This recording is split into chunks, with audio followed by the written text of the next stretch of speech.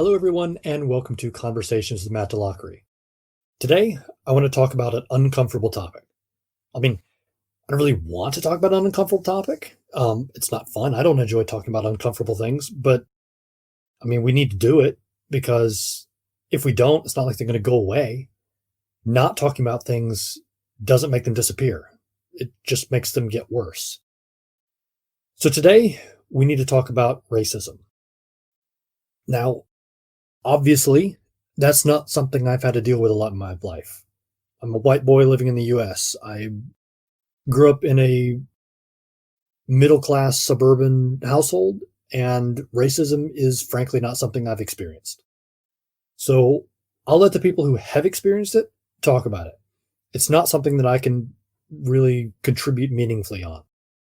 However, I have a PhD in New Testament. So I can talk about what the Bible says about racism. That's something I can contribute. And frankly, I think anybody who can contribute to this conversation needs to, whether we've experienced racism or not, and perhaps even especially if we have not, because we should stand up for what's right, whether it affects us personally or not. And perhaps for the people who are more similar to us, people who look like me, who have pale skin, maybe hearing somebody else who has pale skin talk about why racism is a problem will be more impactful.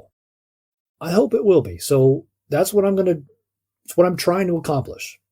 So let's talk about what the Bible does and does not say about racism. At the very beginning, in the book of Genesis, all humanity is made in God's image. Full stop. It's not this group over here was made in God's image and, all you people who look differently, well, you're not.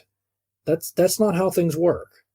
All humanity is in the image of God, and humans were meant to represent and reflect their creator. That's what the image of God means. And because of this relationship that we all have to God, we all have the exact same one. That puts us all in the same boat. All humanity are brothers and sisters because we all are part of the same human family. And we find the same thing when we get to the New Testament, because in the New Testament, we see a lot of language about there being a breakdown in the divisions between race and tribe and nation. The reason for this is because, one, we all came from the same place. We all are made in the image of God, so all humans are the same. Second, that we all have the same problem. We're all broken. We all make mistakes. We're all a little bit messed up. And we all have a broken relationship with our Creator. We don't interact with God like we should. We're all a little off. And three, we all need the same solution.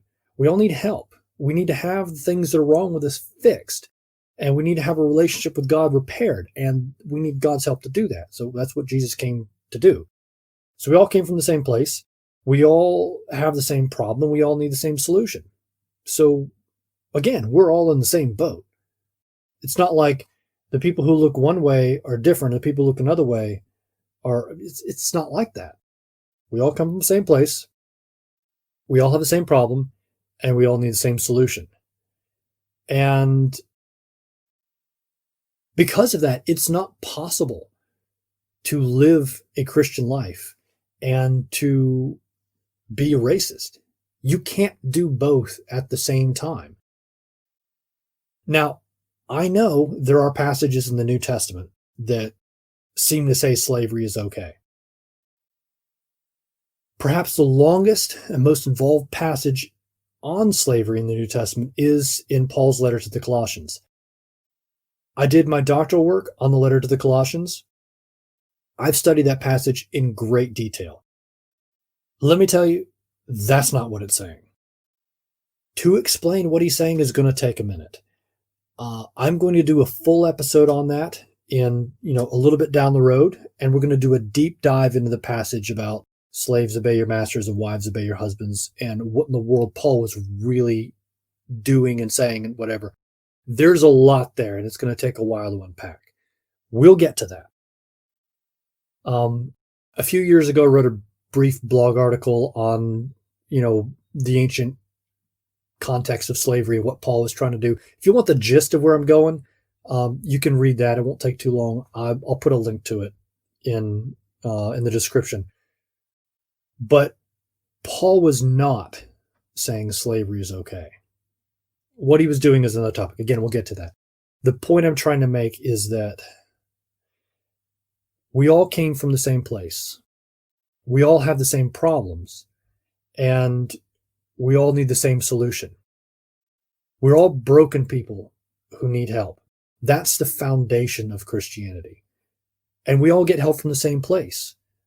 That's the foundation of Christianity. And to say otherwise, to say that one group is better than another, that one race is better than another, is exactly opposite of the foundation of Christianity. You cannot believe one race is better than another and live a Christian life. It is not possible.